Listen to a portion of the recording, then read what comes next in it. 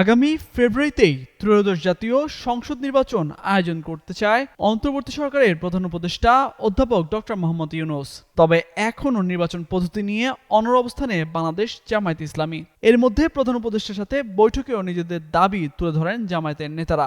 এমন পরিস্থিতিতেই হঠাৎ করেই দলের আমির ডক্টর শফিকুর রহমানের উপস্থিতিতে জরুরি বৈঠকে বসেন দলের শীর্ষ নেতারা। জনমনের প্রশ্ন ওঠে, রুদ্ধতার এই বৈঠকে কি নিয়ে আলোচনা হয়, কোন বিষয়ে সিদ্ধান্ত নিয়েছেন তারা। সোমবার বেলা 11টায় রাজধানীর বসুন্ধরায় জামায়াতের আমির ডক্টর শফিকুর রহমানের সভাপতিত্বে এ বৈঠক অনুষ্ঠিত হয়।